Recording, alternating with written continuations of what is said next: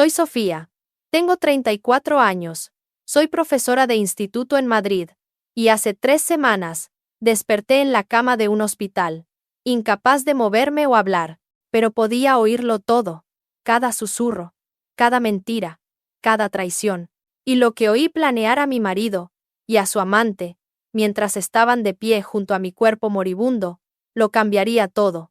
Esta es mi historia, y necesito contarla, porque lo que me pasó a mí, podría pasarle a cualquiera. Pero antes de sumergirme en esta pesadilla, por favor, dale a me gusta, y suscríbete a mi canal. Deja tu país, y a qué hora estás viendo esto en los comentarios de abajo, porque esta historia se vuelve absolutamente demencial, y quiero saber desde dónde me estáis viendo todos. Confía en mí. Vas a querer quedarte hasta el final. Así que, déjame llevarte de vuelta al principio. Mi vida antes de esa cama de hospital, antes del accidente, antes de saber la verdad sobre el hombre con el que había estado casada durante 8 años, Mateo. Dios. Incluso decir su nombre, ahora hace que se me revuelva el estómago. Pero en aquel entonces, pensaba que él había colgado la luna. Nos conocimos en la universidad. Yo estudiaba filología. Él estaba en empresariales. Mateo era encantador, ambicioso, impulsivo. Tenía grandes sueños de convertirse en un exitoso promotor inmobiliario. Y honestamente, los logró. Para cuando llevábamos 5 años casados, Mateo había construido su propia empresa de bienes raíces comerciales desde cero. Teníamos la hermosa casa en el barrio de Salamanca. Nos íbamos de vacaciones a las Islas Canarias y a Italia. Hablábamos de empezar una familia. Creía que conocía a este hombre. Creía que lo sabía todo sobre él. Yo enseñaba literatura americana en el instituto, y amaba mi trabajo. Amaba a mis estudiantes. Amaba volver a casa cada día, a lo que pensaba que era un matrimonio feliz. Mateo me contaba sobre sus tratos, sus clientes, sus proyectos. Yo le contaba sobre los ensayos de mis estudiantes y los dramas del instituto. Teníamos noches de cita cada viernes. Teníamos bromas internas. Teníamos una vida juntos. O al menos, eso pensaba yo. Hace aproximadamente 1 año, Mateo contrató a una nueva asistente, Carla Morales. Tenía 26 años, rubia, preciosa, y según Mateo, increíblemente eficiente. Hablaba de ella constantemente. Carla organizó el archivo Jenkins perfectamente. Carla nos ahorró miles en el proyecto del muelle. Carla se queda trabajando hasta tarde conmigo esta noche en la propuesta. Al principio, no le di importancia. Confiaba en mi marido. Confiaba en que nuestros 8 años de matrimonio significaban algo. ¡Qué ingenua fui! Carla empezó a aparecer por todas partes. Cenas de empresa a las que los cónyuges estaban invitados. Carla estaba allí. La fiesta de cumpleaños de Mateo que organicé para él. Carla se quedó hasta medianoche, ayudando a limpiar. Cuando le llevaba el almuerzo a Mateo a su oficina, Carla estaba allí con él, sentada cerca, riéndose de sus chistes. Mis amigas empezaron a hacer comentarios. Mi hermana me preguntó sin rodeos si estaba preocupada por ella. ¿Y sabes lo que dije? Dije, Mateo me quiere. Nunca me engañaría. Confío en él completamente. Dios, fui una tonta. Las cosas empezaron a cambiar hace unos 6 meses. Mateo se volvió distante. Siempre estaba con el móvil. Siempre enviando mensajes. Siempre atendiendo llamadas en la otra habitación. Nuestras noches de cita de los viernes se cancelaban cada vez más a menudo. Dejó de tocarme como solía hacerlo. Dejó de mirarme como solía hacerlo. Cuando intentaba hablar con él al respecto, decía que estaba estresado por el trabajo, que un gran acuerdo se estaba gestando, que una vez que se cerrara, todo volvería a la normalidad. Quería creerle tanto. Quería creer que nuestro matrimonio no se estaba desmoronando, que el hombre que amaba no se me estaba escapando. Así que, reprimí mis sospechas. Ignoré la sensación de náuseas en el estómago cuando sonreía a la pantalla de su móvil. Fingí no darme cuenta cuando empezó a ir más al gimnasio y a comprar ropa nueva.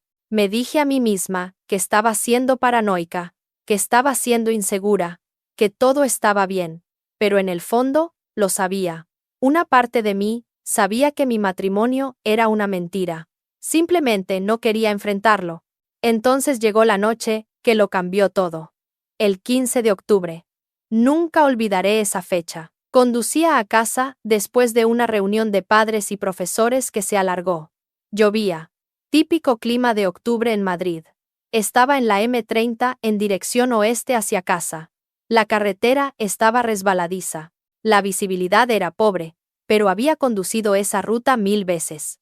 Me la sabía de memoria. Iba a unos 90 kilómetros por hora, manteniéndome en el carril derecho, con cuidado, y entonces necesité frenar por el tráfico que había delante. Pisé el pedal del freno. No pasó nada. Pisé más fuerte. Seguía sin pasar nada. Mis frenos habían fallado por completo. El pánico que me recorrió en ese momento, ni siquiera puedo describirlo. Bombié los frenos frenéticamente.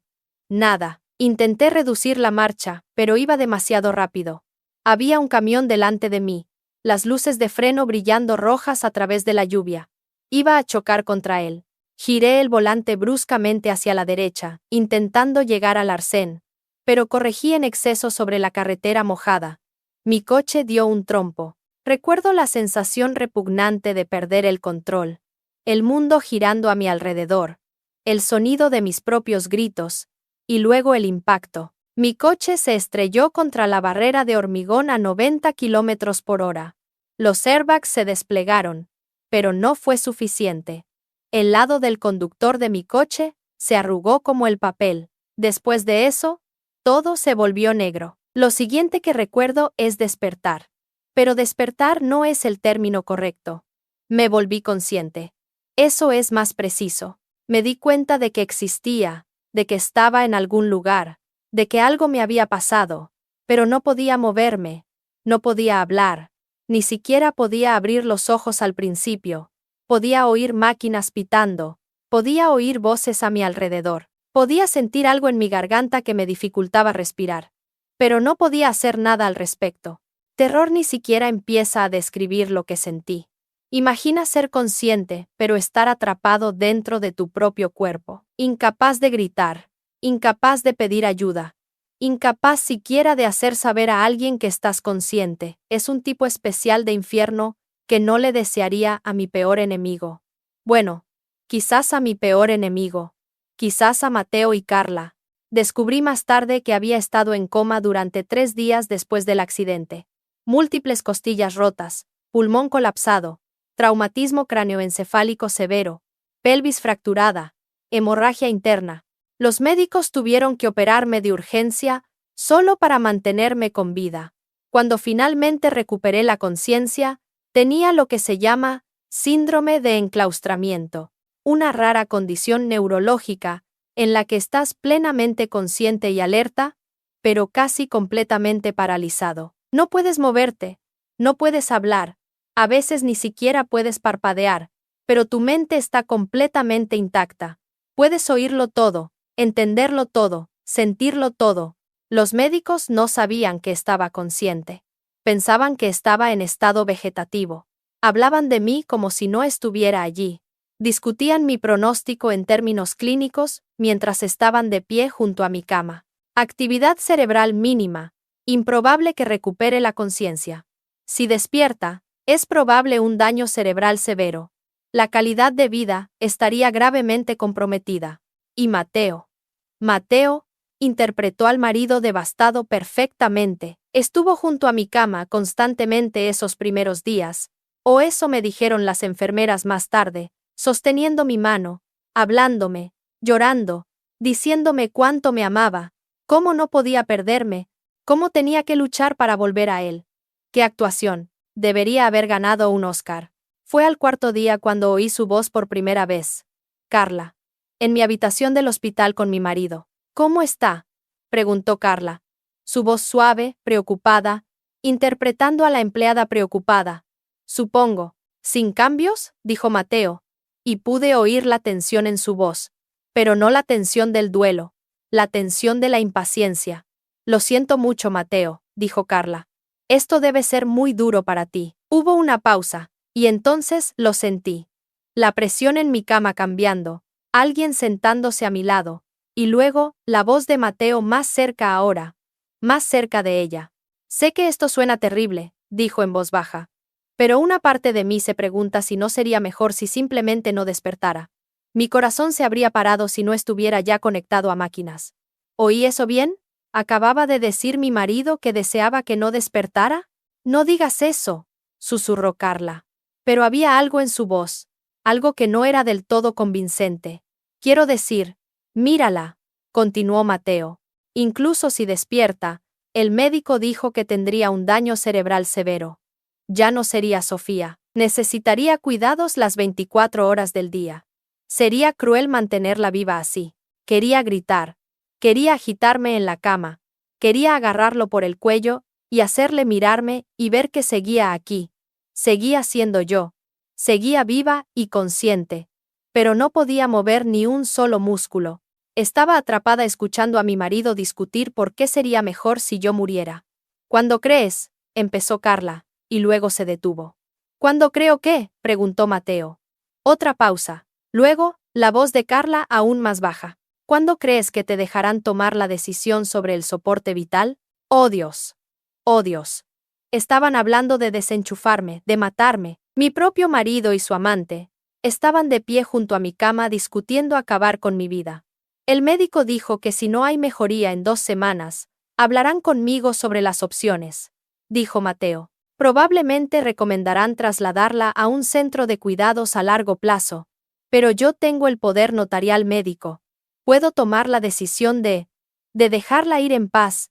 Eso debe ser una carga tan grande para ti, dijo Carla. Y pude oírla moverse más cerca de él, tener que tomar ese tipo de decisión. Lo es, dijo Mateo. Pero creo que Sofía querría que la dejara ir si no hubiera esperanza. No querría vivir así. Querría que yo siguiera adelante. Que fuera feliz de nuevo. Lágrimas corrían por mi cara. No podía sentirlas. No podía secarlas. Pero más tarde, una enfermera me dijo que mi almohada estaba empapada. Mi cuerpo estaba llorando, aunque yo no pudiera controlarlo, incapaz de expresar la angustia y la traición que me desgarraban el pecho. Te mereces ser feliz, susurró Carla. Has pasado por tanto. Y entonces lo oí. El sonido que lo confirmó todo. El sonido de ellos besándose allí mismo, en mi habitación del hospital, mientras yo yacía paralizada en la cama, a menos de 2 metros de ellos. Se estaban besando. Y yo podía oír los suaves sonidos de ello y quería vomitar. Quería morir. Quería hacer cualquier cosa menos yacer allí y escuchar a mi marido besar a otra mujer mientras discutían mi muerte. Se quedaron otros 10 minutos, hablando en voz baja sobre cosas mundanas, sobre sus reuniones del día siguiente, sobre una cena con un cliente, sobre cómo él probablemente debería ir a casa a descansar un poco. Se besaron de nuevo antes de irse. Y luego me quedé sola con las máquinas, y el horror de lo que acababa de descubrir. Esa noche fue la más larga de mi vida. Yací allí en la oscuridad, incapaz de dormir, incapaz de escapar de mis propios pensamientos. 8 años de matrimonio, 8 años de mi vida entregados a un hombre que ahora estaba planeando mi funeral mientras tenía una aventura. ¿Cuánto tiempo llevaba pasando? ¿Cuánto tiempo me había estado mintiendo? ¿Alguna vez me amó? ¿O siempre fui solo una conveniencia, un comodín hasta que apareciera algo mejor? Y el accidente, los frenos fallando. ¿Fue realmente solo un accidente, o fue algo más? El pensamiento seguía insinuándose en mi mente, aunque intentaba alejarlo. Mateo era un hombre de negocios exitoso. No un asesino, ¿verdad? Pero de nuevo, pensaba que era un marido fiel. Y mira qué equivocada estaba sobre eso. Durante los días siguientes, Mateo y Carla vinieron a visitarme regularmente, siempre juntos, siempre interpretando sus papeles. Cuando las enfermeras estaban cerca, Carla la asistente preocupada, Mateo el marido devoto. Pero cuando pensaban que estaban solos, cuando pensaban que no podía oírlos, dejaban caer sus máscaras. Aprendí tanto sobre su aventura en esas visitas. Llevaban 8 meses acostándose. Empezó en una conferencia en Sevilla. Carla se había emborrachado. Mateo había estado estresado por un trato fallido. Y una cosa llevó a la otra. Después de eso, no pudieron parar. Reuniones secretas durante las pausas para comer. Fines de semana fuera cuando Mateo me decía que estaba en conferencias de negocios. Noches hasta tarde en la oficina. que en realidad eran noches hasta tarde, en el apartamento de Carla. No puedo esperar a que podamos estar juntos públicamente, dijo Carla una tarde. Estoy tan cansada de escondernos. Pronto, le prometió Mateo. Solo un poco más, una vez que todo esté arreglado. Arreglado. Así llamaba, a mi muerte. Arreglar las cosas. Hablaron de sus planes, de cómo Mateo vendería nuestra casa, la casa que yo había amado, la casa donde habíamos planeado criar hijos, y compraría un ático en el centro, de cómo viajarían a Bali durante un mes, un lugar al que siempre habíamos hablado de ir juntos, de cómo Carla finalmente podría usar todas mis joyas, las piezas que Mateo me había regalado a lo largo de los años por cumpleaños y aniversarios. ¿Trajiste el collar?, preguntó Carla un día, su voz ansiosa. Sí, está en mi chaqueta, dijo Mateo. Oí un movimiento. Pruébatelo. Oh, Mateo, es precioso, suspiró Carla. Los diamantes son incluso más grandes de lo que parecían en las fotos que me enseñaste. Ese collar, el colgante de diamantes que me había regalado por nuestro 5º aniversario, me había dicho que había ahorrado durante meses para comprarlo, que lo había hecho a medida, me dijo que era un símbolo de su amor eterno por mí, y ahora se lo estaba dando a su amante, mientras yo yacía paralizada en una cama de hospital. La rabia que sentí en ese momento fue diferente a todo lo que había experimentado. Me quemó por dentro como ácido. Quería matarlo. Quería verle sufrir de la misma manera que él me estaba haciendo sufrir, pero todo lo que podía hacer era yacer allí y aguantar, absorber cada palabra cruel, cada descarte casual de nuestra vida juntos, cada plan excitado que hacían para su futuro, mi futuro, construido sobre mi tumba. Fue en el 8º día después de despertar cuando las cosas empeoraron. Mucho peor. Mateo y Carla entraron más tarde de lo habitual esa noche. La enfermera acababa de irse después de comprobar mis constantes vitales. Oí cerrarse la puerta y sus pasos acercándose a mi cama. ¿Cómo fue la reunión con el abogado?, preguntó Carla. Bien, dijo Mateo. Realmente bien, de hecho. Quería revisar todo contigo. Por supuesto, cariño, dijo Carla. La oí acomodarse en la silla junto a mi cama. Cuéntamelo todo. Entonces, la póliza de seguro de vida es de 2 millones de euros, comenzó Mateo. Su voz era profesional, como si estuviera discutiendo un trato inmobiliario en lugar de mi muerte. Paga por muerte accidental. ¿Qué fue esto? No hay problemas ahí. 2 millones de euros. Ni siquiera sabía que había contratado una póliza tan grande para mí. ¿Cuándo lo había hecho? La casa vale alrededor de 1.2 millones en el mercado actual, continuó Mateo. Está a nombre de los dos, pero con ella muerta, todo pasa a mí, sin hipoteca. Así que, eso es capital puro. Su cuenta de jubilación tiene unos 300.000 euros. Su seguro de vida a través del instituto es otros 500.000 euros. En total, estamos hablando de unos 4 millones de euros. Nosotros. Dijo nosotros, como si Carla tuviera algún derecho a mi dinero, a la póliza de seguro de vida que se suponía que protegería a nuestra familia, a la casa que había pasado años convirtiendo en un hogar, a mis ahorros de jubilación, que había acumulado durante 15 años de enseñanza. Oh, Dios mío, susurró Carla. Mateo. Eso es increíble. Lo sé, dijo Mateo, y pude oír la sonrisa en su voz, la satisfacción. Estaremos listos para toda la vida. Podemos comprar ese ático en el barrio de Salamanca que te encantó. Viajar donde queramos. Puedes dejar de trabajar si quieres. Tendremos todo lo que siempre hemos soñado. ¿Cuándo crees que pagará el seguro?, preguntó Carla. El abogado dijo que una vez que sea declarada muerta, o yo tome la decisión de retirar el soporte vital, debería tardar unos 30 días en procesarse, explicó Mateo. La casa tardará un poco más en venderse, pero puedo ponerla en el mercado inmediatamente. Quizás prepararla como un viudo triste, que necesita un nuevo comienzo. Eso ayudará a que se venda más rápido. Ambos se rieron de eso. Se rieron de verdad ante la idea de que Mateo interpretara al viudo afligido para vender nuestra casa más rápido, la casa donde habíamos tenido mañanas de Navidad y cenas con amigos, la casa donde había plantado un jardín cada primavera, La casa donde había soñado traer a nuestros bebés a casa, desde el hospital, algún día. Ya he estado mirando áticos, dijo Carla. Hay uno increíble con ventanas de suelo a techo, y una terraza en la azotea, 2 dormitorios, 3 baños. Cuesta 2.5 millones, pero con el dinero del seguro, podemos permitírnoslo fácilmente, terminó Mateo. Envíame el enlace. Iremos a verlo la próxima semana. ¿La próxima semana? Mientras yo todavía estaba viva, todavía yacía aquí escuchándolos. Estaban planeando su vida juntos mientras yo todavía respiraba. ¿Qué hay del funeral?, preguntó Carla. ¿Has pensado en eso? El abogado me ayudó a empezar a planificarlo. De hecho, dijo Mateo, estoy pensando en algo pequeño, íntimo. Solo familia cercana y amigos. Lo haremos en esa bonita funeraria cerca del lago, la que tiene los jardines. ¿Harás un entierro? ¿O cremación?, preguntó Carla. Cremación, dijo Mateo inmediatamente. Las parcelas de entierro son caras. Y honestamente, no quiero un lugar al que tenga que visitar y fingir estar de luto. Además, su familia no puede hacer un gran santuario de una urna de cremación. Mi familia. Oh, Dios. Mi familia. Mis padres que querían a Mateo como a un hijo. Mi hermana que había sido su amiga incluso antes que mía. ¿Qué les haría esto? ¿Cómo sobrevivirían a perderme y a descubrir la verdad sobre Mateo al mismo tiempo?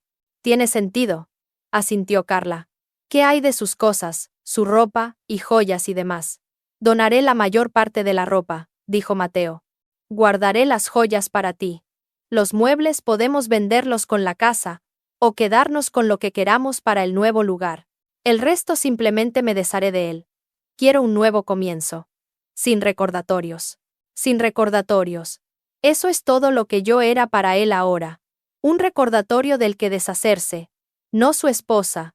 No la mujer a la que había jurado amar y cuidar. Solo un inconveniente recordatorio de una vida que quería borrar. Te quiero mucho, dijo Carla en voz baja. Sé que esto es duro, pero vamos a ser tan felices juntos. Yo también te quiero, respondió Mateo.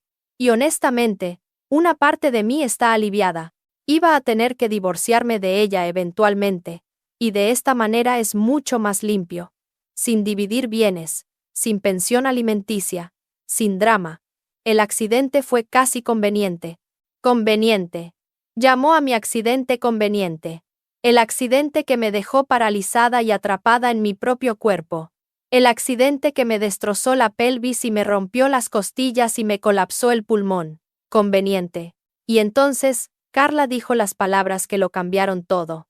Las palabras que confirmaron mis sospechas más oscuras. Las palabras que convirtieron esto de una tragedia en un crimen. ¿Cortaste los cables de los frenos como planeaste?, preguntó Carla, su voz curiosa. ¿O el accidente fue realmente solo suerte? La habitación quedó en silencio.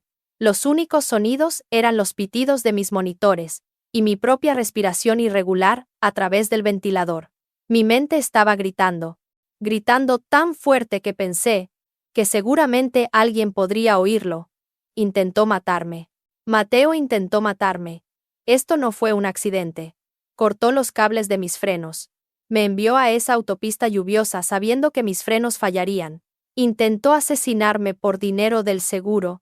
Y una chica de la mitad de su edad. ¿Carla?, dijo Mateo. Su voz era una advertencia. ¿Qué?, dijo Carla. No hay nadie aquí. No puede oírnos. Tú mismo dijiste que está prácticamente con muerte cerebral. Lo sé. Pero aún así, dijo Mateo. No deberíamos hablar de eso. Oh, vamos, dijo Carla. Y pude oírla moverse más cerca de él. Puedes decírmelo. Me muero por saber. ¿Realmente lo hiciste? Otra pausa, una larga, y luego la voz de Mateo, tranquila y fría. Sí, dijo. Lo hice. 2 días antes del accidente salí a su coche en mitad de la noche y corté los cables de los frenos casi por completo. Los debilité lo suficiente como para que fallaran bajo presión, pero no tanto como para que notara algo raro de inmediato. Sabía que estaría conduciendo a casa desde esa reunión de padres y profesores. Sabía que estaría en la autopista. Se suponía que parecería un accidente causado por la lluvia y las malas condiciones de la carretera. Oh, Dios mío. Oh Dios mío. Oh Dios mío. Oh Dios mío. Realmente lo hizo. Realmente intentó matarme. Mi marido, el hombre que había amado, el hombre en el que había confiado mi vida, se había escabullido en la noche y había saboteado mi coche y me había enviado a la muerte. Eso es brillante, dijo Carla con admiración en su voz. ¿Cómo sabías cómo hacerlo? YouTube, dijo Mateo. Y de hecho se rió. Hay tutoriales para todo. Practiqué primero en un coche de desguace, para asegurarme de que sabía lo que estaba haciendo. Todo el asunto me llevó quizás 20 minutos. 20 minutos. 20 minutos fue todo lo que le llevó planificar y ejecutar mi asesinato. 20 minutos para destruir 8 años de matrimonio. 20 minutos para intentar acabar con mi vida. ¿Te preocupaba que te atraparan?, preguntó Carla. Un poco, admitió Mateo. Pero el fallo de los frenos bajo la lluvia es bastante común, especialmente en coches más viejos. Y el coche de Sofía era un 2015. No nuevo, pero no lo suficientemente viejo como para levantar demasiadas sospechas. La policía lo investigó como un simple accidente. Ni siquiera revisaron los cables de los frenos de cerca, porque toda la parte delantera estaba muy destrozada. Dios, eres inteligente, ronroneó Carla. Y valiente. No sé si yo podría haberlo hecho. No tenías que hacerlo, dijo Mateo. Lo hice por nosotros, por nuestro futuro, para que pudiéramos estar juntos sin todo el lío de un divorcio. Se besaron de nuevo. Podía oírlos. Podía oír a Carla gemir suavemente. Podía oír el roce de la ropa. Y tuve que yacer allí, y escucharlos, celebrar mi asesinato, mi intento de asesinato, porque no estaba muerta. Estaba muy viva.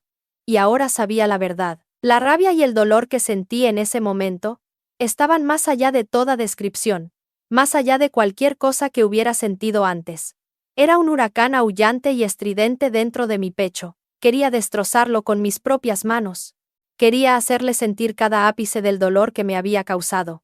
Quería que supiera que lo había oído todo, que sabía lo que había hecho, que no se había salido con la suya. Pero no podía moverme, no podía hablar, no podía hacer nada más que yacer allí con lágrimas corriendo por mi cara, ahogándome en el conocimiento de que mi marido era un asesino y yo era su víctima prevista. Se quedaron 1 hora más, haciendo planes, discutiendo su futuro, besándose y tocándose mientras yo yacía a 1 metro de ellos. Cuando finalmente se fueron, me quedé sola con mis pensamientos, y mi furia, y el terrible conocimiento de lo que Mateo había hecho. Tenía que encontrar una manera de decírselo a alguien.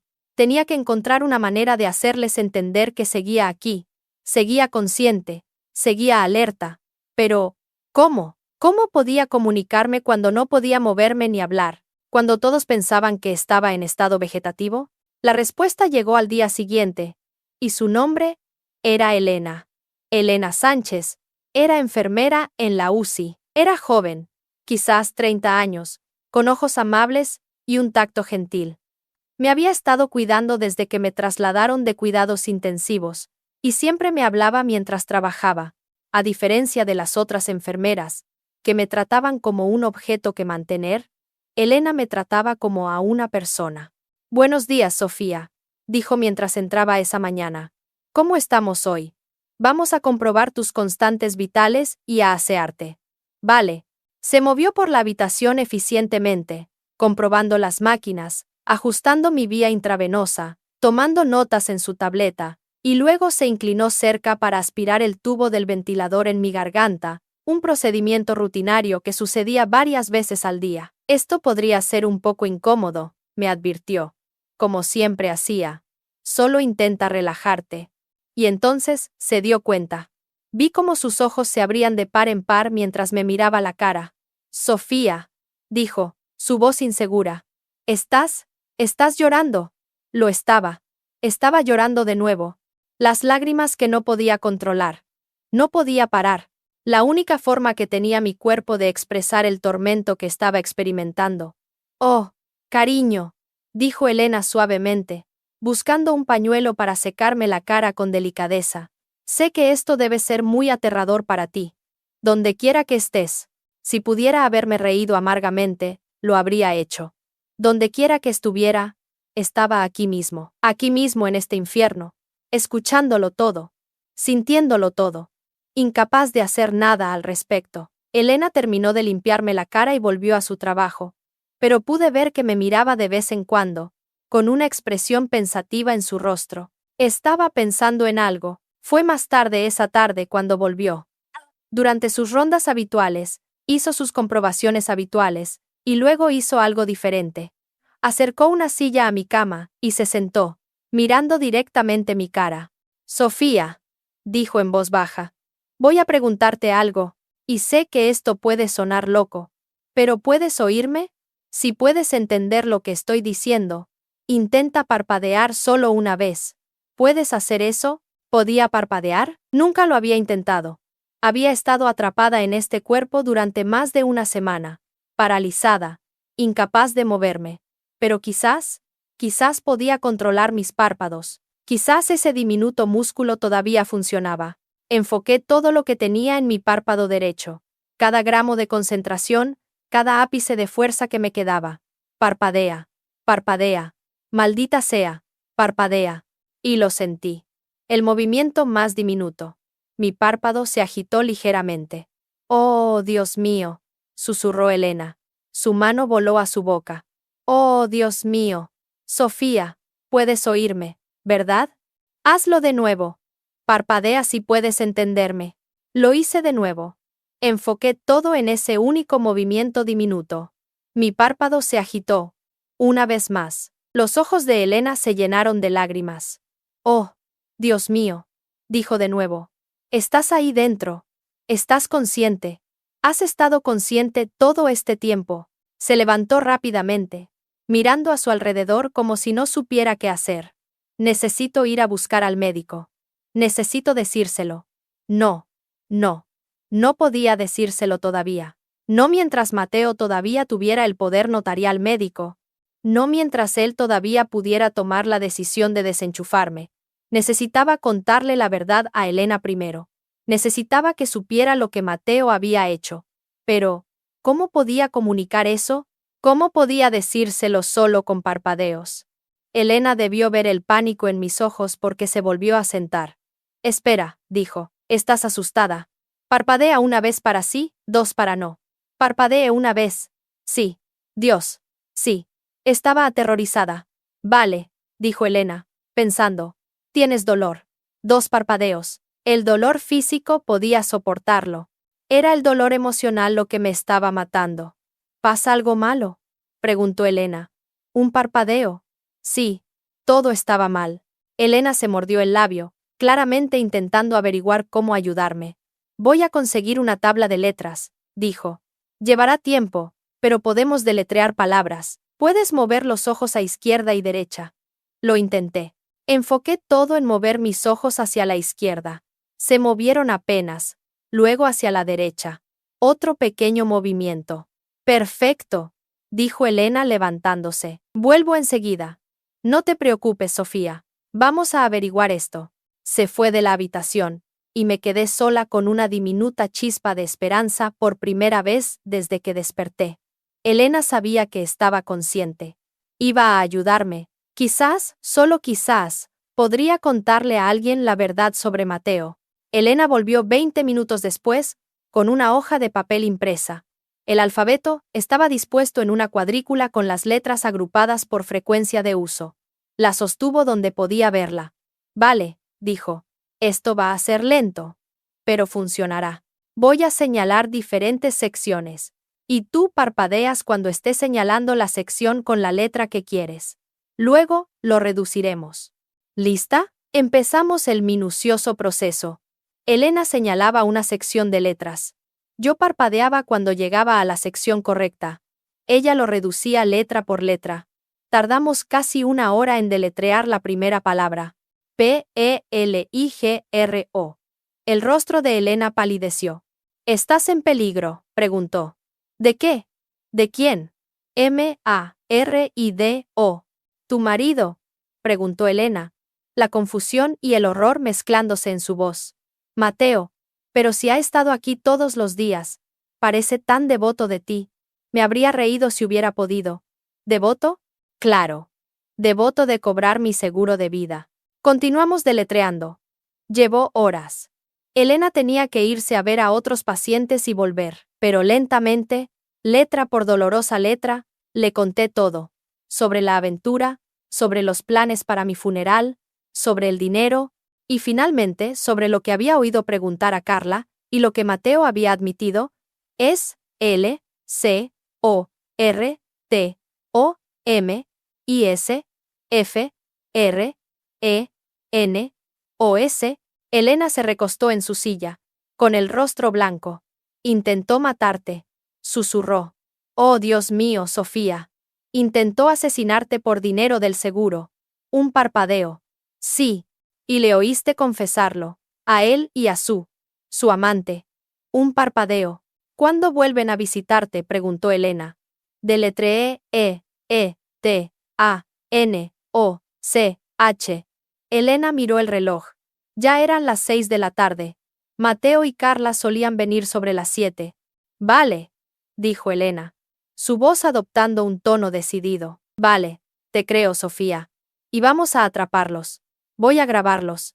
Esconderé mi móvil aquí en algún lugar donde pueda captar el audio. Y si dicen algo incriminatorio, tendremos pruebas. Se levantó y miró alrededor de la habitación, intentando encontrar un buen escondite. Finalmente, metió su móvil detrás de la jarra de agua en la mesa junto a mi cama, posicionándolo para que el micrófono estuviera expuesto, pero el móvil en sí estuviera oculto. Está grabando, me susurró. Si confiesan de nuevo, tendremos pruebas. Tú mantén la calma, ¿vale? Estaré justo fuera por si me necesitas. Elena se fue, y me quedé sola con el móvil grabando, y mis pensamientos acelerados. ¿Dirían algo incriminatorio? ¿O esa conversación de ayer había sido algo puntual, un momento de descuido que no se repetiría? A las 7:15 de la tarde, oí abrirse la puerta. Mateo y Carla. Hola, cariño, dijo Mateo. Y supe que me estaba hablando a mí, actuando para cualquiera que pudiera estar mirando. ¿Cómo estás hoy? ¿Algún cambio? Silencio, mientras él, presumiblemente, comprobaba las máquinas, o miraba mi historial. Sigue igual, dijo. Y ahora su tono era diferente, plano, decepcionado. Han pasado casi 2 semanas, dijo Carla. ¿Cuándo puedes hablar con los médicos sobre...? Ya sabes. Pronto, dijo Mateo. El neurólogo se supone que me dará su evaluación completa mañana. Si confirma que no hay actividad cerebral, y no hay posibilidad de recuperación, puedo tomar la decisión de retirar el soporte vital. ¿Y entonces qué?, preguntó Carla. Y entonces, esperamos, dijo Mateo. Fallecerá en unas pocas horas, una vez que retiremos el ventilador. Luego, empezamos el proceso de arreglar todo. Estaban hablando de matarme allí mismo, delante de mí.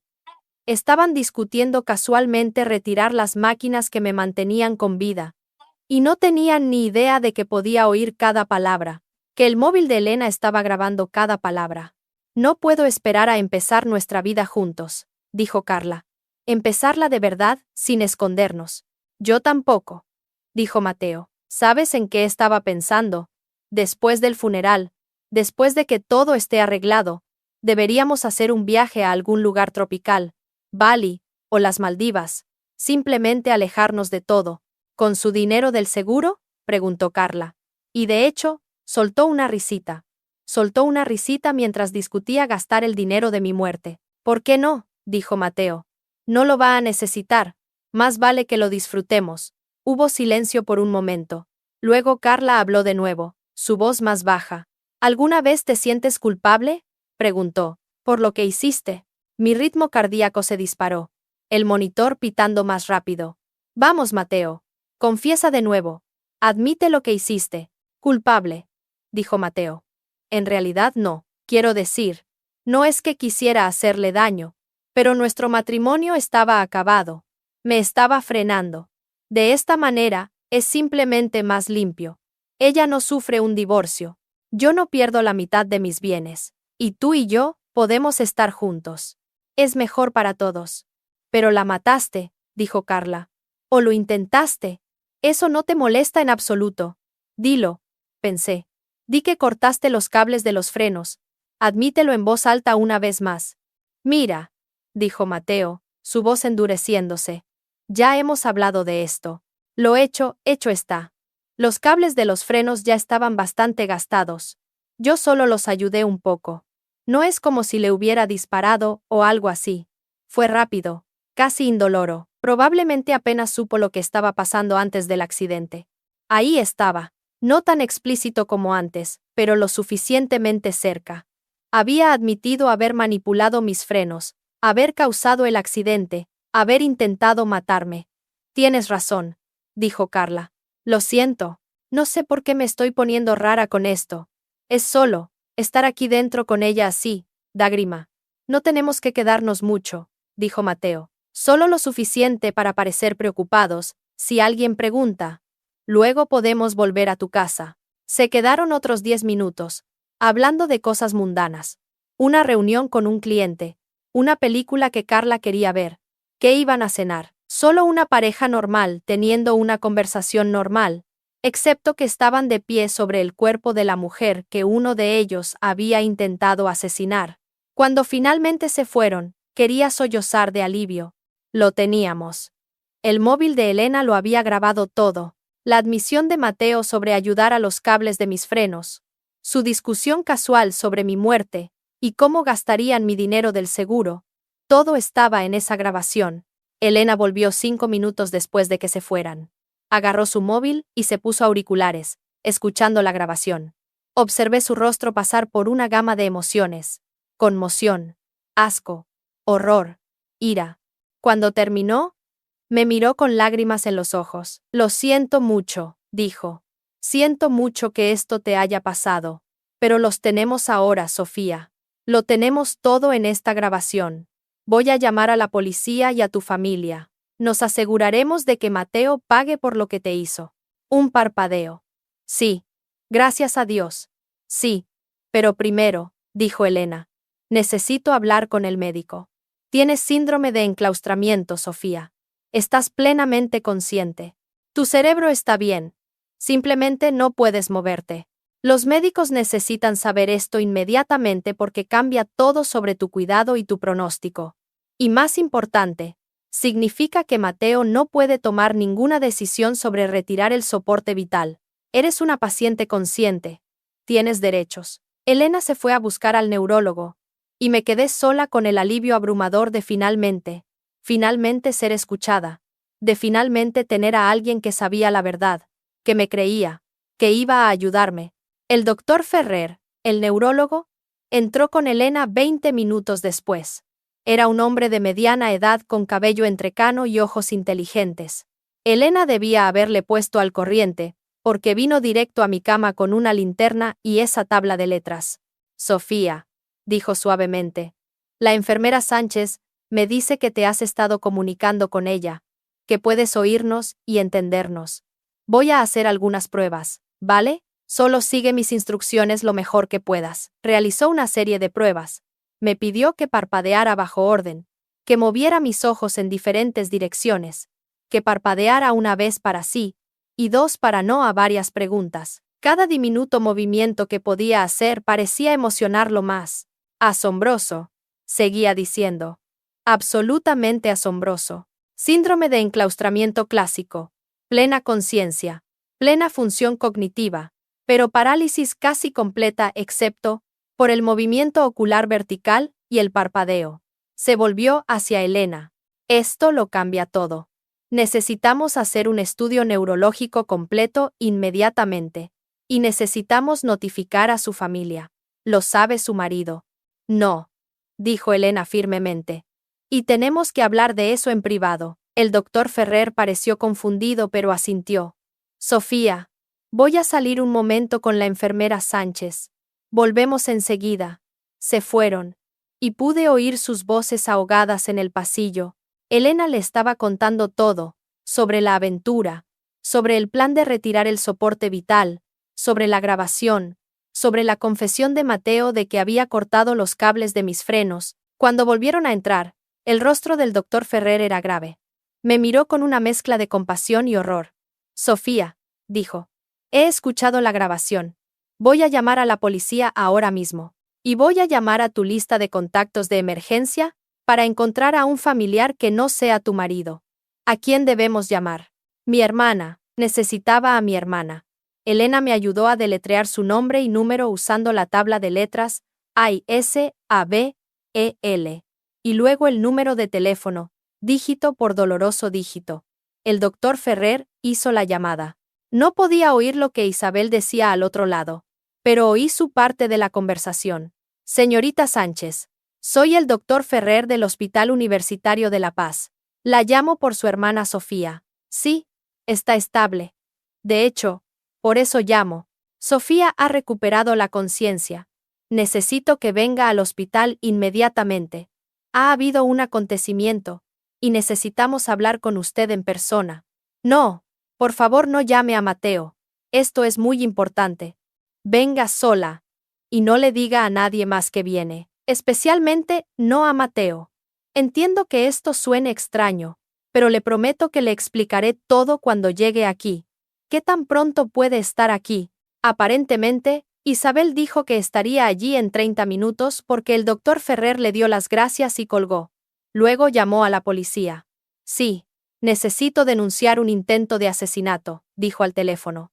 Tengo una paciente que tuvo un accidente de coche hace 2 semanas. Ha estado consciente todo el tiempo con síndrome de enclaustramiento y oyó a su marido confesar que cortó los cables de sus frenos para causar el accidente. Sí, hablo en serio. Y tenemos una grabación de la confesión. Sí, estaremos aquí. Está en la UCI del Hospital La Paz. Después de colgar, el doctor Ferrer se sentó junto a mi cama. La policía está en camino, dijo. También tu hermana. Nos aseguraremos de que estés a salvo, Sofía. Mateo no podrá hacerte daño de nuevo. El alivio que me invadió fue tan intenso que empecé a llorar de nuevo. Elena secó suavemente mis lágrimas. Está bien, dijo en voz baja. Estás a salvo ahora. Te tenemos. Isabel llegó primero, irrumpiendo en la habitación con ojos desorbitados y una expresión de pánico. Cuando me vio, las lágrimas inmediatamente comenzaron a rodar por su cara. Sofía. Sollozó. Oh, Dios mío, Sofía. Dijeron que estabas en estado vegetativo. Dijeron que nunca despertarías. El doctor Ferrer la guió hasta una silla. Tu hermana está plenamente consciente, explicó. Tiene síndrome de enclaustramiento. Puede oír y entender todo, pero no puede moverse ni hablar. Ha estado consciente todo este tiempo. La mano de Isabel voló a su boca. ¿Todo este tiempo? ¿Ha estado consciente durante 2 semanas? Y nadie lo sabía. No lo sabíamos, dijo el doctor Ferrer suavemente. La condición es rara y difícil de diagnosticar. Pero la enfermera Sánchez lo descubrió hoy, cuando notó que Sofía estaba llorando y respondía a los estímulos. ¿Puede comunicarse?, preguntó Isabel, mirándome con esperanza desesperada. Sí, dijo Elena. Con parpadeos y una tabla de letras, es lento, pero funciona. Oh, Sofía, dijo Isabel, acercándose a mi cama y tomando mi mano. Lo siento mucho. Siento mucho que no lo supiéramos. He estado tan preocupada por ti. Un parpadeo. Estaba bien. Ella estaba aquí ahora. Eso era lo que importaba. El doctor Ferrer carraspeó. Isabel, hay algo más que necesitamos decirte. Algo que Sofía nos comunicó. Es sobre Mateo. La expresión de Isabel cambió a confusión. Mateo, ¿qué pasa con él? Ha estado devastado. Ha estado aquí todos los días. No todos los días, dijo Elena en voz baja. Y no solo. Y entonces le contaron sobre la aventura con Carla, sobre los planes de retirar el soporte vital, sobre el dinero del seguro y el nuevo ático y el viaje a Bali, sobre vender nuestra casa y regalar mis cosas, y finalmente sobre la grabación, sobre la confesión de Mateo de que había cortado los cables de mis frenos. Observé el rostro de mi hermana mientras absorbía esta información. La vi pasar de la confusión a la incredulidad, al horror, a la furia absoluta. Para cuando terminaron, estaba temblando. Intentó matarla, dijo, su voz temblando. Mateo intentó asesinar a mi hermana. Lo tenemos grabado admitiéndolo, dijo el doctor Ferrer. La policía está en camino. Isabel me miró, las lágrimas corriendo por su cara. ¿Es verdad?, preguntó. ¿Realmente te hizo esto? Un parpadeo. Sí. Oh Dios, dijo Isabel, cubriéndose la cara con las manos. Oh Dios, Sofía, lo siento tanto. Me caía bien. Confiaba en él. Nunca sospeché. Nunca pensé. 2 inspectores de policía llegaron unos 10 minutos después. El inspector Morales y la inspectora Sanz. Ambos rondaban los 40 años. Experimentados, serios. Elena les puso la grabación mientras escuchaban con expresiones cada vez más sombrías. Esto es oro, dijo el inspector Morales cuando terminó. Tenemos motivo, oportunidad y una confesión. Pero necesitamos confirmar que los cables de los frenos fueron realmente cortados. El coche quedó destrozado en el accidente, dijo el doctor Ferrer. ¿Hay alguna manera de comprobarlo todavía? Si aún no ha ido al desguace, nuestro equipo forense puede examinarlo, dijo la inspectora Sanz. Incluso con daños por colisión, un corte deliberado debería ser distinguible del desgaste normal o del daño por colisión. El patrón es diferente. ¿Y qué hay de Mateo?, preguntó Isabel. Va a ser arrestado. Necesitamos ser estratégicos con esto, dijo el inspector Morales. Si lo arrestamos ahora, su abogado alegará que la grabación es inadmisible o que solo estaba fanfarroneando para su novia. Necesitamos la evidencia física del coche. Y honestamente, sería mejor si pudiéramos conseguir que confiese de nuevo, esta vez a nosotros. ¿Cómo?, preguntó Elena. La inspectora Sanz sonrió sombríamente.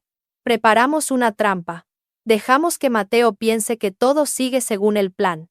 Dejamos que piense que Sofía sigue sin responder. Mañana, cuando venga a reunirse con el doctor Ferrer para hablar sobre la retirada del soporte vital, tendremos agentes en la habitación encubiertos, y veremos si podemos conseguir que admita lo que hizo. ¿Es eso seguro?, preguntó Isabel, mirándome con preocupación. ¿Y si intenta algo? Tendremos varios agentes aquí, le aseguró el inspector Morales. Tu hermana estará completamente a salvo, y de esta manera podemos asegurarnos de que se vaya por mucho tiempo. Elaboraron los detalles. El doctor Ferrer llamaría a Mateo por la mañana, y le diría que era hora de discutir el pronóstico y las opciones de Sofía. Mateo vendría esperando firmar papeles para retirar el soporte vital, pero en su lugar entraría en una trampa. Sofía, dijo la inspectora Sanz, acercándose a mi cama. Sé que esto es aterrador, pero ¿puedes ser valiente un día más? ¿Puedes fingir que sigues sin responder cuando Mateo venga mañana? Necesitamos que se sienta confiado, seguro. Ahí es cuando la gente se descuida y admite cosas. Un parpadeo. Sí, podía hacerlo. Podía yacer allí y dejar que Mateo pensara que se estaba saliendo con la suya con el asesinato un día más, si eso significaba que pasaría el resto de su vida en prisión.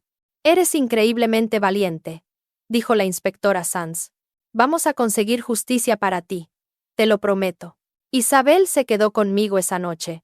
Las enfermeras trajeron un sillón reclinable para que pudiera dormir en mi habitación. Me sostuvo la mano y me habló durante horas, contándome todo lo que había pasado en las 2 semanas desde el accidente, lo preocupados que habían estado todos, las vigilias de oración en mi instituto, nuestros padres, que estaban en un crucero por Alaska, y ni siquiera sabían del accidente, porque Isabel no había querido preocuparlos hasta que hubiera noticias. Los llamaré mañana, dijo Isabel, después de que arresten a Mateo. No puedo contarles todo por teléfono. Necesitarán estar aquí. Ellos también querían a Mateo. Esto los va a destrozar. Y va a destrozar a mucha gente. Mis padres, mis amigos, mis colegas del instituto, todos los que pensaban que Mateo era este marido maravilloso y devoto, todos los que lo habían consolado y le habían dicho cuánto sentían su pérdida, todos iban a descubrir la verdad. Pero ahora mismo, no me importaban sus sentimientos, me importaba la justicia. Hacer que Mateo pagara por lo que me había hecho, por las 2 semanas de infierno por las que me había hecho pasar, yaciendo paralizada mientras él planeaba mi funeral, por intentar matarme, por traicionar 8 años de matrimonio por dinero y una mujer más joven. La rabia todavía ardía en mí, probablemente siempre ardería en mí, pero ahora tenía un propósito, ahora tenía una dirección. Mateo iba a ir a prisión. Y yo me iba a asegurar de ello. A la mañana siguiente, El doctor Ferrer llamó a Mateo a las 9 en punto. No pude oír la conversación, pero oí la parte del doctor Ferrer. Señor Sánchez, soy el doctor Ferrer. Necesito que venga hoy a las 2 de la tarde. Es hora de que tengamos una discusión seria sobre el pronóstico de Sofía y sus opciones de cara al futuro. Sí, me temo que no ha habido ningún cambio. Le explicaré todo cuando llegue aquí. Por favor, venga solo. Necesitemos que discutir algunas decisiones difíciles. Mateo aparentemente aceptó porque el doctor Ferrer le dio las gracias y colgó. Nos miró a mí y a Isabel.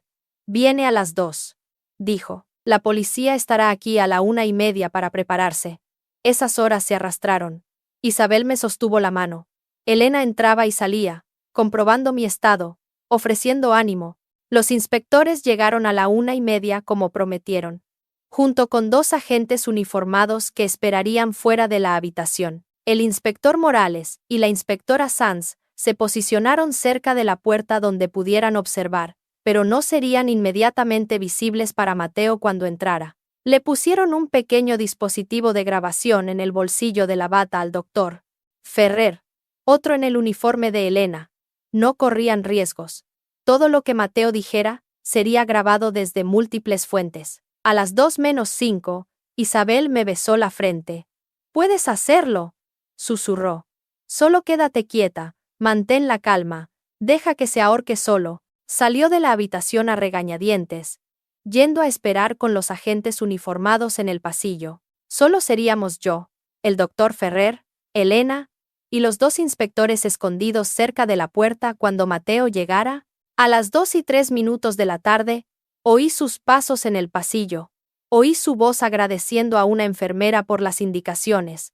Y entonces, la puerta se abrió y Mateo entró en la habitación.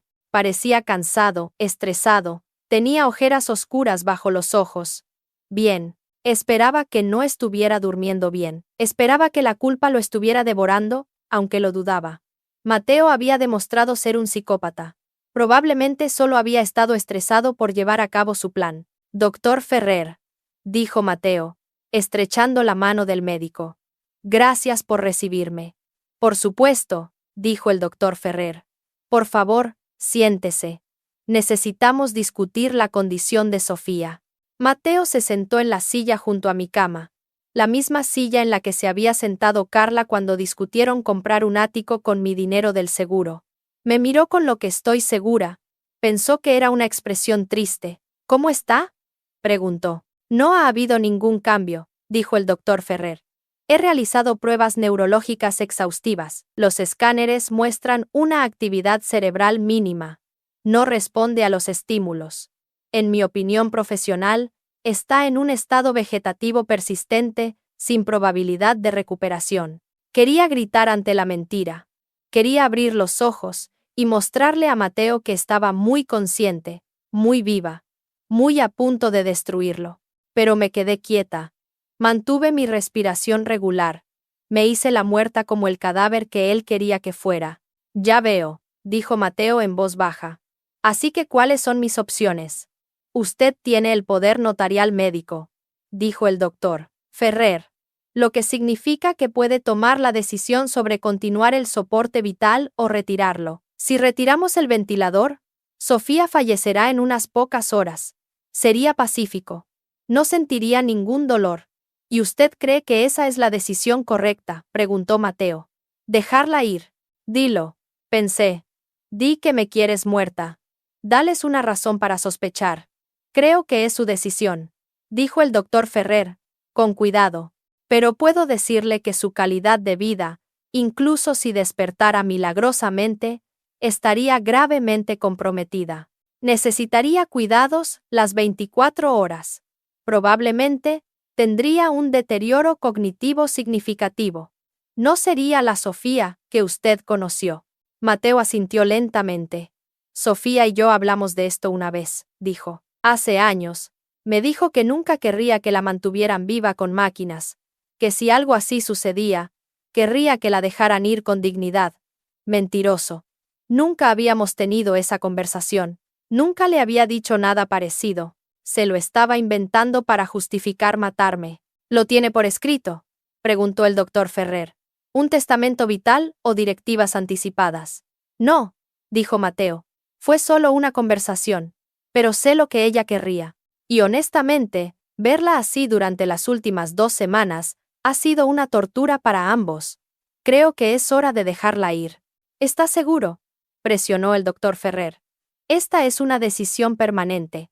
Una vez que retiremos el soporte vital, no hay vuelta atrás. Estoy seguro, dijo Mateo con firmeza. Es lo que Sofía querría. Y es lo mejor para ella. No está viviendo. Solo está existiendo. Eso no es justo para ella. Lo que no es justo, pensé, es que intentaste asesinarme por dinero del seguro. Lo que no es justo es que estés sentado aquí fingiendo que te importa mi dignidad, cuando en realidad solo quieres terminar lo que empezaste. Hay una cosa más, dijo Mateo. El seguro de vida. ¿Cuánto tiempo después de que fallezca? ¿Cuánto tiempo hasta que se procese? Ahí estaba, el desliz. La revelación de qué se trataba realmente esto. La expresión del doctor Ferrer no cambió. No estoy seguro, dijo. Eso sería una pregunta para la compañía de seguros. ¿Por qué lo pregunta? Solo quiero asegurarme de que puedo cubrir los gastos del funeral, dijo Mateo rápidamente. Y habrá facturas médicas. Quiero asegurarme de que todo se gestione adecuadamente. Por supuesto, dijo el doctor Ferrer, aunque debo mencionar, antes de proceder con la retirada del soporte vital, hay algunas formalidades legales. El hospital requiere una consulta con nuestro comité de ética en casos como este. Y, porque el accidente de Sofía todavía está bajo investigación policial. ¿Investigación?, interrumpió Mateo. ¿Qué investigación? Fue solo un accidente. Sus frenos fallaron bajo la lluvia, procedimiento estándar para accidentes que resultan en lesiones graves, dijo el doctor Ferrer con suavidad. Quieren descartar cualquier defecto vehicular que pueda suponer un peligro para otros conductores. Creo que están examinando el sistema de frenos de su coche. Pude ver el rostro de Mateo palidecer. ¿Están examinando los frenos? Sí, dijo el doctor Ferrer. Solo rutina. Nada de qué preocuparse, a menos que hubiera algo mal en ellos que hubiera causado el fallo. Este era el momento de la verdad. ¿Entraría Mateo en pánico? ¿Diría algo incriminatorio? No, dijo Mateo, pero su voz era tensa. No había nada mal en ellos. Solo estaban viejos, desgastados. ¿Lo estaban?, preguntó el doctor Ferrer. Perdóneme, pero pensaba que el coche de Sofía era solo de 2015. Eso no es muy viejo para un fallo de frenos, ¿verdad? Era un coche de segunda mano, dijo Mateo rápidamente. ¿Quién sabe en qué condiciones estaba? Mire, ¿qué tiene que ver esto con retirar el soporte vital? Nada en realidad, dijo el doctor Ferrer. Solo estoy intentando entender el accidente. Debe haber sido aterrador para usted recibir esa llamada, descubrir que su esposa había tenido un accidente tan terrible. Lo fue, dijo Mateo. El peor día de mi vida. Lo dudo. Dudo que fuera terrible, cuando tu plan de asesinato solo funcionó a medias, y me dejó viva para potencialmente identificarte como el culpable. El inspector Morales dio un paso adelante desde su posición cerca de la puerta. De hecho, señor Sánchez, me gustaría oír más sobre eso. Mateo dio un respingo, girándose para ver al inspector por primera vez. ¿Quién es usted? Inspector Morales. Policía Nacional. Mostró su placa. Estoy investigando el accidente de su esposa. Tiene unos minutos para responder algunas preguntas. Ya hablé con la policía, dijo Mateo. Justo después del accidente. Lo sé, dijo el inspector Morales. Pero ha salido a la luz nueva información.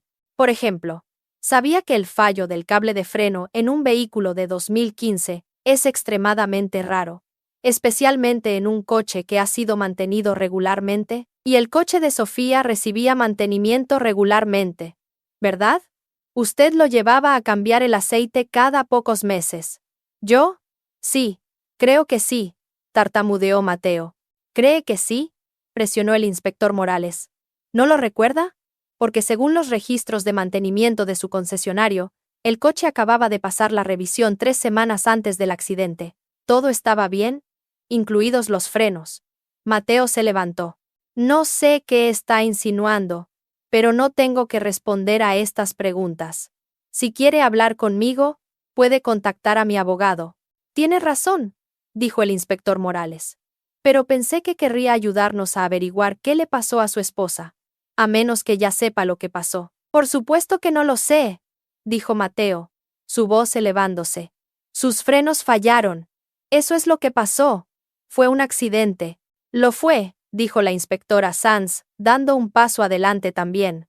Porque examinamos los restos ayer, y nuestro equipo forense encontró algo interesante.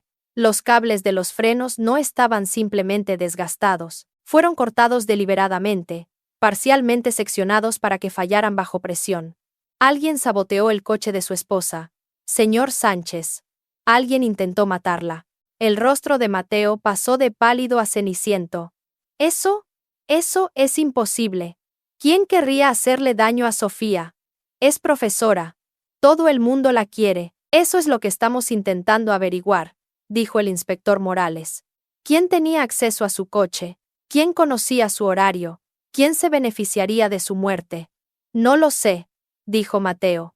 Pero estaba sudando ahora. Podía ver gotas de sudor en su frente. En serio, dijo la inspectora Sanz. Porque yo puedo pensar en alguien. Alguien que tenía acceso a su coche todas las noches. Alguien que sabía que ella estaría conduciendo por la autopista esa noche. Alguien que cobraría millones de euros en dinero de seguro si ella moría. ¿Creen que yo hice esto?, dijo Mateo, su voz incrédula. ¿Creen que intenté matar a mi propia esposa?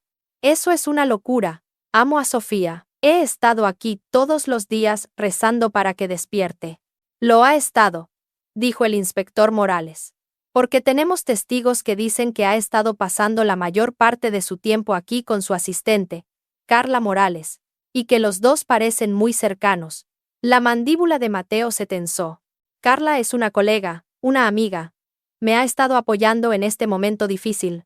¿Eso es todo lo que es?, preguntó la inspectora Sanz. ¿Solo una colega? Porque tenemos razones para creer que usted y la señorita Morales han estado teniendo una aventura durante los últimos 8 meses. Eso es mentira, dijo Mateo. ¿Quién les dijo eso? Su esposa, dijo el inspector Morales en voz baja. La habitación quedó en silencio. Mateo miró fijamente al inspector. ¿Qué? Su esposa nos lo dijo, repitió el inspector Morales. Sobre la aventura, sobre sus planes de retirar el soporte vital, sobre el dinero del seguro, sobre el ático en el barrio de Salamanca, sobre su viaje a Bali. Nos lo contó todo, Mateo. Eso es imposible, dijo Mateo, pero su voz temblaba ahora. No puede hablar. Tiene muerte cerebral. Usted mismo lo dijo. Miró al doctor Ferrer, desesperado por confirmación. Pero el doctor Ferrer solo le devolvió la mirada con firmeza. Dije que estaba en un estado vegetativo persistente, dijo el doctor Ferrer. Mentí. ¿Qué? Dijo Mateo. Su esposa tiene síndrome de enclaustramiento, explicó el doctor Ferrer. Ha estado plenamente consciente todo este tiempo. Puede oírlo todo, entenderlo todo. Simplemente no puede moverse ni hablar, pero puede comunicarse. Y nos ha contado todo lo que usted le dijo a Carla Morales en esta habitación durante las últimas 2 semanas. Todo sobre la aventura, sobre el dinero del seguro, sobre planificar su funeral mientras aún estaba viva, y lo más importante, sobre cómo cortó los cables de sus frenos. Mateo retrocedió tambaleándose. No, dijo. No, eso, no puede. Yo nunca. ¿Nunca qué?, dijo la inspectora Sanz. ¿Nunca cortó los cables de sus frenos? Porque lo tenemos grabado diciendo que hizo exactamente eso. ¿Quiere oírlo? El inspector Morales sacó su móvil y reprodujo el audio. La voz de Mateo sonó clara. Sí, lo hice. 2 días antes del accidente, salí a su coche en mitad de la noche y corté los cables de los frenos casi por completo. Los debilité lo suficiente como para que fallaran bajo presión, pero no tanto como para que notara algo raro de inmediato. El rostro de Mateo se descompuso mientras oía su propia confesión reproducida. ¿De dónde? ¿De dónde sacaron eso?, susurró. De su esposa, dijo el inspector Morales. Tuvo ayuda para grabarlo. Resulta que cuando planeas asesinar a alguien, probablemente deberías asegurarte de que está realmente inconsciente antes de confesar. Mateo me miró entonces. Realmente me miró. Y dejé que lo viera. Dejé que viera mis ojos. Seguir su movimiento. Dejé que viera que estaba consciente. Que lo había oído todo. Que había estado consciente por cada palabra cruel. Cada traición. Cada momento de su actuación, como el marido devoto. Sofía, dijo, su voz quebrándose. Tú, has estado despierta. Parpadeé una vez, deliberadamente. Sí. Oh Dios, dijo Mateo. Oh Dios. Sofía, puedo explicarlo. No fue. No quise. Mateo Sánchez, dijo el inspector Morales, sacando las esposas. Queda detenido por el intento de asesinato de Sofía Sánchez. Tiene derecho a guardar silencio. Mateo no pareció oír la advertencia de sus derechos. Seguía mirándome, su rostro una máscara de horror. Sofía, por favor, dijo mientras la inspectora Sanz le ponía los brazos a la espalda. Por favor, no fue así. No quería que sufrieras. Se suponía que sería rápido. No se suponía que sintieras nada. Por favor. Tienes que entender. Señor Sánchez, deje de hablar, dijo el inspector Morales bruscamente. Todo lo que diga puede, y será usado en su contra en un tribunal.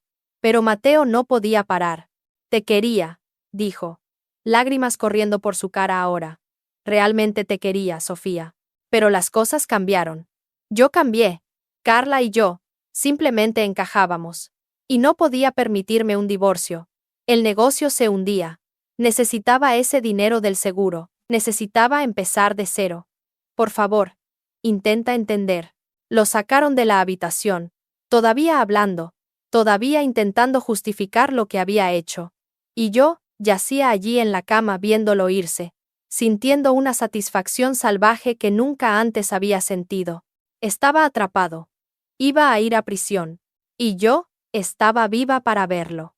Isabel volvió a entrar corriendo en el momento en que se llevaron a Mateo. Estaba llorando, riendo, abrazando a Elena y al doctor Ferrer. «Lo hiciste», me dijo, viniendo a tomar mi mano. «Sofía, lo hiciste», confesó. «Tienen todo. Se va para siempre». Un parpadeo. Sí. Se había acabado. La pesadilla por fin había terminado. Los días siguientes fueron un torbellino. Carla Morales fue arrestada como cómplice. El informe forense confirmó que los cables de los frenos habían sido cortados deliberadamente. Las grabaciones fueron admitidas como prueba. El abogado de Mateo intentó que las desestimaran. Intentó argumentar trampa o coerción, pero no funcionó. La evidencia era abrumadora. Mis padres volaron de regreso desde Alaska. Estaban devastados por todo: el accidente, mi condición, la traición de Mateo, pero sobre todo, estaban agradecidos de que estuviera viva, agradecidos de que estuviera consciente y alerta, agradecidos de que hubiera sobrevivido al intento de asesinato de Mateo. «Vamos a conseguirte el mejor cuidado», dijo mi padre, sosteniendo mi mano con lágrimas en los ojos. «Los mejores terapeutas, los mejores médicos. Te ayudaremos a recuperarte tanto como sea posible». Y lo hicieron. Durante las siguientes semanas, me trasladaron a un centro de rehabilitación especializado. Comencé fisioterapia intensiva con especialistas en síndrome de enclaustramiento. Lenta, dolorosamente. Comencé a recuperar pequeñas cantidades de movimiento. Un espasmo en mis dedos. Un ligero movimiento en los dedos de mis pies. El médico dijo que era milagroso. Que la mayoría de los pacientes con síndrome de enclaustramiento nunca recuperan ninguna función motora. Pero yo estaba decidida, alimentada por la rabia y la necesidad de venganza. Quería levantarme en el juicio de Mateo.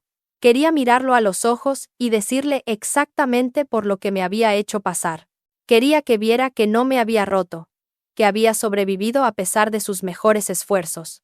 6 meses después del accidente, podía mover mi mano derecha lo suficiente como para usar un ordenador especial que rastreaba los movimientos de mis dedos. Podía escribir frases completas en lugar de deletrear cosas letra por letra. Mi voz también comenzaba a volver, aunque era débil y arrastrada.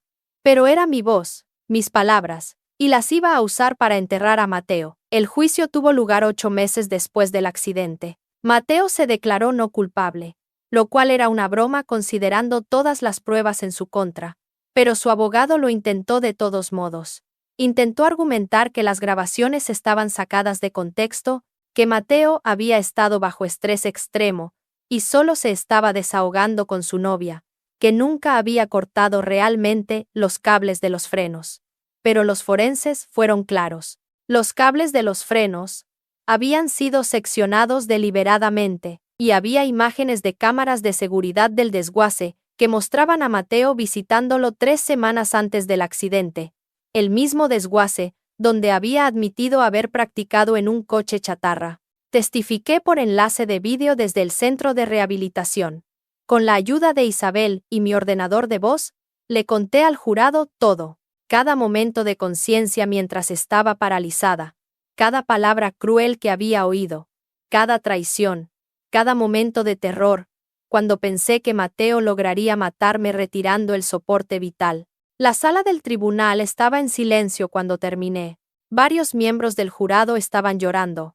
Mateo miraba fijamente la mesa, incapaz de mirarme. Carla, sentada en la galería después de declararse culpable de cargos menores a cambio de testimonio, sollozaba entre sus manos. El jurado deliberó durante menos de 3 horas. Culpable de todos los cargos. Intento de asesinato en primer grado, fraude al seguro y conspiración para cometer asesinato. El juez lo sentenció a prisión permanente revisable, con un mínimo de 25 años. Carla obtuvo 10 años por ser cómplice. Estuve en la sala del tribunal, para la sentencia en mi silla de ruedas con mi familia a mi alrededor. Cuando el juez leyó la sentencia, sentí que se me quitaba un peso del pecho que había estado cargando durante meses. Justicia. Finalmente, justicia. Mateo me miró mientras se lo llevaban esposado. Abrió la boca como si quisiera decir algo. ¿Pero qué podía decir? ¿Qué palabras podrían compensar lo que había hecho? Lo miré a los ojos y con un esfuerzo enorme levanté mi mano derecha y le hice una peineta. Los alguaciles se lo llevaron. Nunca lo volví a ver. Eso fue hace 2 años. Ahora estoy sentada en la sala de estar de mis padres escribiendo esta historia en mi ordenador. Me he recuperado más de lo que los médicos esperaban. Puedo caminar con un bastón. Puedo hablar. Aunque mi habla sigue siendo un poco arrastrada. Puedo usar mis manos lo suficientemente bien como para escribir y comer sola y hacer la mayoría de las actividades diarias. Nunca volveré a estar al 100%, pero estoy viva. Estoy libre. Y Mateo se está pudriendo en una celda de prisión donde pertenece. Volví a enseñar el otoño pasado, a tiempo parcial al principio, pero ahora estoy de vuelta a tiempo completo. Mis estudiantes fueron increíbles cuando regresé. Me hicieron una fiesta de bienvenida y tarjetas, y me dijeron lo inspiradora que era. No me sentía inspiradora. Solo me sentía agradecida de estar viva.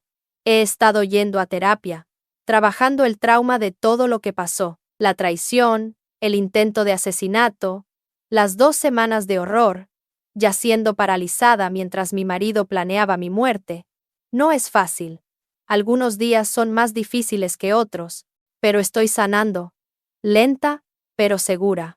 El divorcio se finalizó hace 1 año. Lo conseguí todo, la casa, los bienes, todo lo que Mateo había intentado robarme. Vendí la casa. Demasiados malos recuerdos. Compré un lugar más pequeño cerca de mi instituto. Empecé de cero. Y Elena, la enfermera que me salvó la vida, ahora somos mejores amigas. Viene a visitarme cada semana, trae vino, y vemos reality shows terribles y nos reímos de nada. Ella es la razón por la que estoy viva. Si no hubiera notado mis lágrimas ese día, si no me hubiera creído, si no hubiera grabado la confesión de Mateo, estaría muerta. Mateo habría retirado el soporte vital, y nadie habría sabido nunca que fue un asesinato. Pienso en eso a veces, en lo cerca que estuvo Mateo de salirse con la suya. Si el accidente me hubiera matado al instante, estaría viviendo en un ático con Carla, gastando mi dinero del seguro, y todos habrían pensado que era el marido devoto, que había perdido a su esposa demasiado pronto. El pensamiento me enferma, pero también me hace estar agradecida.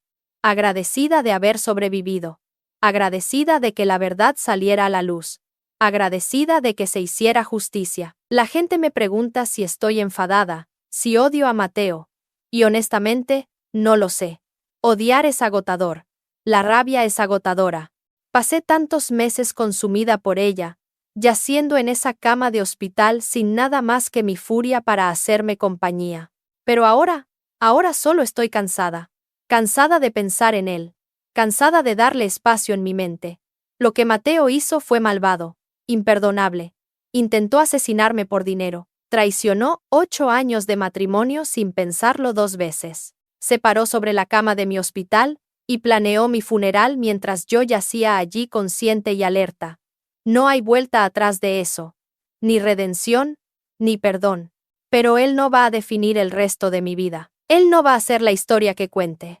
Soy más que lo que él me hizo. Soy profesora, hermana, hija, amiga, superviviente. Soy Sofía Sánchez. Y estoy viva a pesar de sus mejores esfuerzos. A cualquiera que escuche esta historia, quiero que oiga esto. Confía en tus instintos sobre las personas. Si algo no te parece bien, probablemente no lo esté. No ignores las señales de alerta, porque quieres creer lo mejor de alguien. No te quedes en una relación que no te hace sentir bien, solo porque has invertido años en ella. Tu vida es valiosa. Tú eres valioso. Y si alguien te hace sentir lo contrario, sal de ahí. Busca ayuda. Díselo a alguien, y a cualquiera que esté pasando por algo similar, que esté atrapado en una relación con alguien que quiere hacerle daño. No estás solo. Hay personas que te creerán, que te ayudarán, que lucharán por ti. Te mereces estar a salvo. Te mereces ser amado. Te mereces vivir. Sobreviví porque una enfermera se tomó el tiempo de verme de verdad, de creer que yo seguía ahí dentro, seguía consciente, seguía luchando. Elena me salvó la vida simplemente prestando atención, confiando en sus instintos, negándose a rendirse conmigo. Todos tenemos el poder de ser esa persona para alguien más, de verlos, de creerles, de ayudarles. Usa ese poder. Podría salvar una vida. En cuanto a mí, estoy construyendo una nueva vida. Una que no incluye a Mateo, ni a Carla, ni a la pesadilla por la que me hicieron pasar. Estoy saliendo de nuevo, con un compañero profesor que es amable y paciente, y no se parece en nada a Mateo. Estoy viajando. Fui a Bali el verano pasado, el lugar que Mateo y Carla habían planeado visitar con mi dinero del seguro. Esparcí las cenizas de mi antigua vida allí. Dejé que el océano se las llevara. No soy la misma persona que era antes del accidente. ¿Cómo podría serlo? He pasado por el infierno y he vuelto. He experimentado cosas que no le desearía a mi peor enemigo. He mirado a la muerte a la cara y he sobrevivido. Eso te cambia. Te endurece en algunos aspectos, pero también te hace apreciar más las pequeñas cosas. Un amanecer, una buena taza de café, un estudiante que finalmente entiende un concepto difícil, un amigo que te hace reír hasta llorar. La vida es preciosa. La vida es corta. Y no voy a desperdiciar un segundo más de la mía, en odio, o miedo, o en la sombra de lo que Mateo intentó hacerme. Estoy libre. Estoy viva. Y cada día que me despierto es una victoria. Mateo me quería muerta, pero sigo aquí. Sigo respirando. Sigo luchando. Sigo viviendo. Y voy a vivir la mejor vida posible, solo para fastidiarle. Esa es mi venganza, no el odio. No desearle mal en prisión. Solo vivir, prosperar, ser feliz a pesar de lo que me hizo. Dicen que vivir bien es la mejor venganza.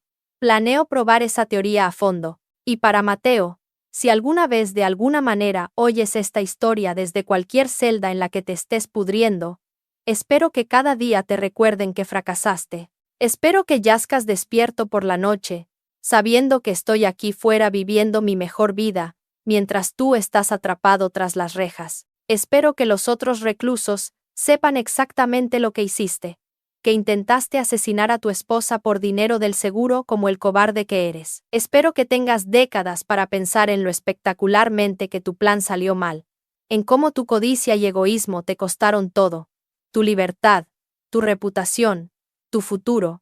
Te creías tan listo, tan inteligente, cortando los cables de mis frenos, y haciendo que pareciera un accidente.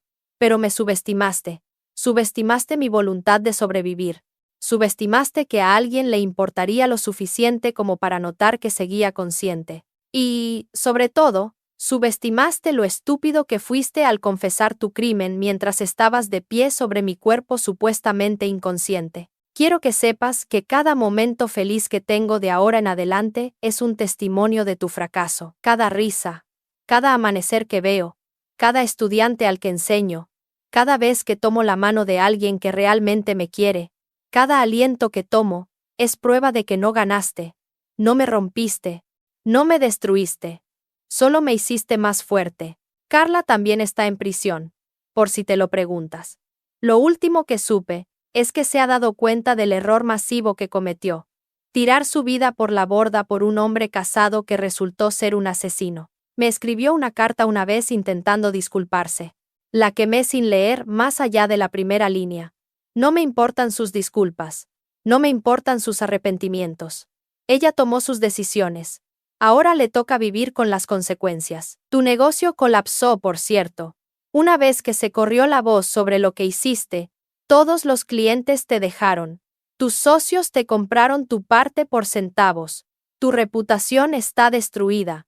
Tu nombre es sinónimo de intento de asesinato y traición. Todo por lo que trabajaste, todo lo que construiste, desaparecido. Todo porque eras demasiado codicioso, demasiado cobarde, demasiado egoísta. Querías todo: el dinero del seguro, la casa, tu negocio, Carla. Y estabas dispuesto a asesinarme para conseguirlo. Y ahora no tienes nada, absolutamente nada, más que una celda de prisión y décadas para pensar en tus errores. Hay una cierta justicia poética en eso, ¿no crees? He pensado mucho sobre por qué lo hiciste, por qué elegiste el asesinato en lugar del divorcio, y he llegado a la conclusión de que simplemente estás roto por dentro. Algo fundamentalmente mal en tu brújula moral, en tu empatía, en tu decencia humana básica.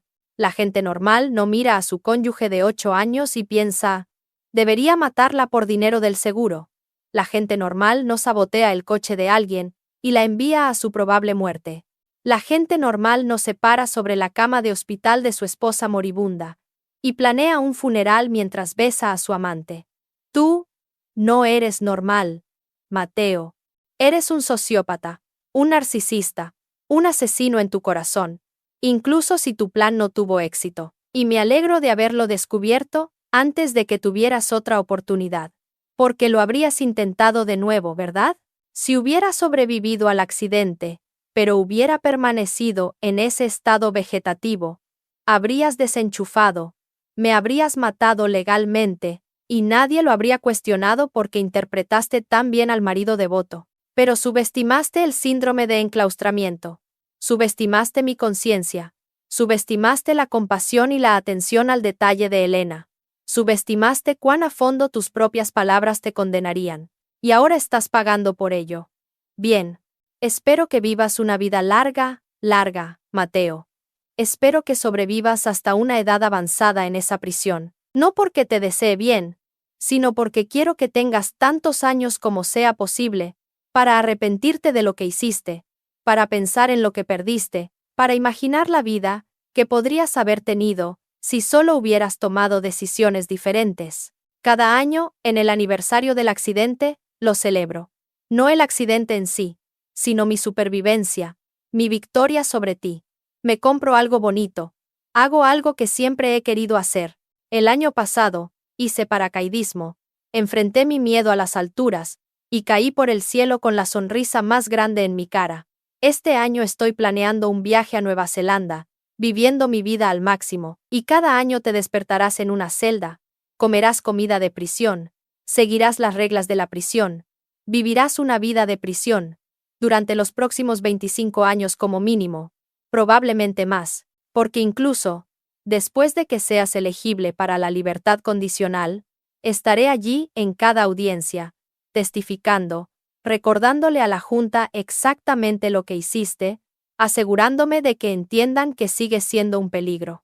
Sigues siendo un asesino manipulador y egoísta que no merece la libertad. Seré tu peor pesadilla, Mateo. el fantasma del que no puedes escapar, la víctima que sobrevivió, para asegurarse de que nunca vuelvas a hacerle daño a nadie. Querías borrarme de tu vida, hacerme desaparecer para poder empezar de cero. Pero en lugar de eso, soy lo único que te queda, lo único que importa en tu historia. Eres el hombre que intentó asesinar a su esposa y fracasó. Ese es tu legado. Por eso serás recordado. No por tu éxito empresarial, no por tus ambiciones, solo por tu espectacular fracaso como ser humano. Y yo, soy la mujer que sobrevivió, que contraatacó, que obtuvo justicia. Ese es mi legado, y estoy de acuerdo con eso. Así que, gracias Mateo. Gracias por mostrarme cómo es el verdadero mal. Gracias por enseñarme lo fuerte que realmente soy. Gracias por hacerme apreciar cada día de mi vida de una manera que nunca antes lo había hecho. Gracias por presentarme a Elena, que se ha convertido en una de mis amigas más cercanas. Gracias por obligarme a reconstruir mi vida, en algo incluso mejor de lo que tenía antes. Gracias por fracasar. Ya he terminado de hablar de ti. He terminado de darte espacio en mi cabeza. Esta es la última vez que contaré esta historia en detalle. La última vez que recorreré cada momento doloroso de esas 2 semanas en el infierno. Necesitaba contarla una vez. Completa. Completamente. Para que el mundo supiera lo que hiciste. Para que tu nombre quedara permanentemente unido a este crimen. Para que nadie lo olvidara jamás. Pero después de esto, no eres nada para mí. Menos que nada. Solo un mal recuerdo que se desvanece más cada día. Estoy siguiendo adelante. Estoy viviendo. Estoy prosperando. Estoy feliz. Y tú no. Esa es toda la venganza que necesito. Si estás viendo esto y has llegado hasta aquí, gracias. Gracias por escuchar mi historia. Por ser testigo de lo que me pasó. Por apoyarme en este viaje simplemente estando aquí y escuchando mi verdad. Espero que nunca tengas que experimentar lo que yo pasé. Espero que nunca sientas la traición de alguien que amas intentando matarte. Espero que nunca pases 2 semanas paralizado e indefenso mientras tu cónyuge planea tu funeral.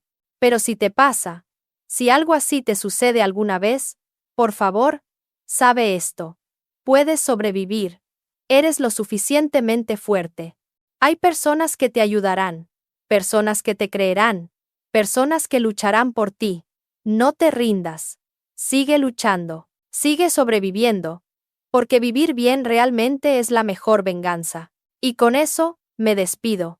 Tengo una cita con mi novio esta noche. Vamos a ese nuevo restaurante italiano en el centro.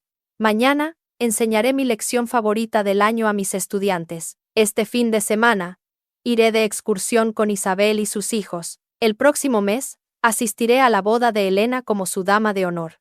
Tengo una vida hermosa, plena y significativa. Y Mateo tiene una celda. Creo que ambos obtuvimos exactamente lo que merecíamos. Adiós a todos. Gracias por escuchar. Y recuerden, confíen en sus instintos, protéjanse, y nunca, nunca subestimen el poder de una mujer que se niega a morir. Soy Sofía Sánchez, y estoy viva. Sigo respirando, sigo luchando, sigo ganando.